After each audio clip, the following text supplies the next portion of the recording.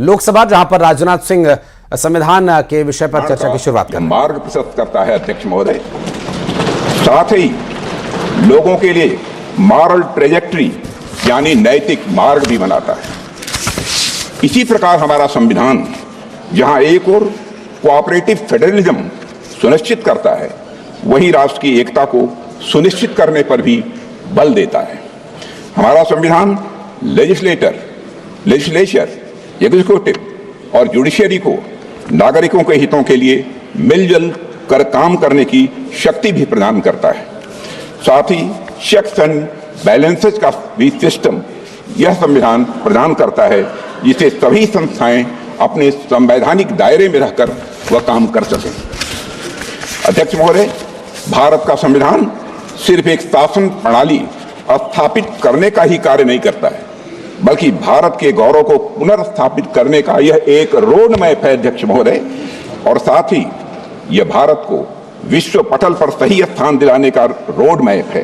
भारत को पुनः एक आदर्श राष्ट्र बनाने का भी अध्यक्ष महोदय रोड मैप है, और यह रोड मैप है विकास का, रोड मैप है समता का, रोड मैप है न्याय का, रोड मैप है स्वतंत्रता का, बंधुता का, राष्ट्र की एकता और अखंडता को अक्षुण्ण रखने का। यह रोड मैप है नागरिकों की गरिमा सुनिश्चित करने का। अध्यक्ष महोदय, कुछ लोगों द्वारा हमारे संविधान को कॉलोनियल रूल यानी उपनिवेशवाद का उपहार मान लिया जाता है, या अक्सर हमारे संविधान को पश्चिमी देशों के संविधान से ली गई अच्छी बातों का एक संकलन मात्र मान लिया जाता है। अध्यक्ष महोदय, पिछले कुछ वर्षों में देश में एक ऐसा माहौल बनाने का प्रयास किया गया है कि संविधान एक पार्टी की विशेष देन है। इन सभी बातों में डेप्थ एंड ब्रेथ मैं मानता हूं कि दोनों की कमी है। अध्यक्ष महोदय, संविधान निर्माण में बहुत से लोगों की भूमिका को जानबूझकर नकार दिया गया है, जबकि सच्चाई यह है कि हमारा संविधान हमारी सिविलाइजेशनल वैल्यूज यानी सभ्यता एवं सांस्कृतिक मूल्यों का एक एक्सप्रेशन है। अध्यक्ष महोदय, हमारा संविधान स्वाधीनता संग्राम के हवन कुंड से निकला हुआ यह अमृत है। हमारा संविधान स्वतंत्रता सेनानियों के त्याग से सिंचित यह हमारा स्वाभिमान है। यह एक सीरीज ऑफ हिस्टोरिकल इवेंट्स का आउटकम है।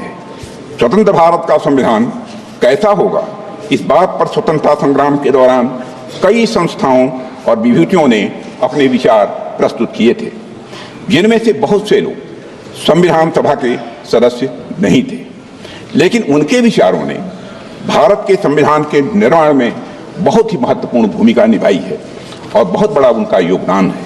हमें याद रखना चाहिए कि पंडित मदन मोहन मालवीय, लाला लाजपत राय, सरदार भगत सिंह, वीर सावरकर और ऐसे कई महापुरुषों के विचारों ने हमारे संविधान की भावना को मजबूत और समृद्ध किया है।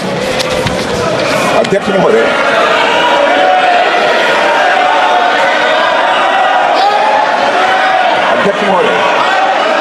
हमारे प्रेरणा स्रोत डॉक्टर श्यामा प्रसाद मुखर्जी का मानना था कि संविधान कलेक्टिव इफर्ट्स और कंसेंसस का रिजल्ट होना चाहिए। मैं फिर से दोहराना चाहता हूं, हमारे प्रेरणा स्रोत डॉक्टर श्यामा प्रसाद मुखर्जी का यह मानना था कि संविधान कलेक्टिव इफर्ट्स और कंसेंसस का रिजल्ट होना चाहिए। अध्यक्ष महोदय, हमारा संविधान इसी सामूहिक प्रयास और समझ का नतीजा। हमारे संविधान के लिखे जाने से 6 साल पहले यानी 1944 में लिखे गए constitution of the Hindustan free state नाम के दस्तावेज में कई बड़े नेताओं ने संविधान के बारे में अपने विचार दिए थे। इसमें सभी नागरिकों के लिए धार्मिक स्वतंत्रता सुनिश्चित करने की बात कही गई थी। इस बात का उल्लेख एक इमिनेंट ज्यूरिस्ट श्री अर्घसेन गुप्ता ने भी किया है।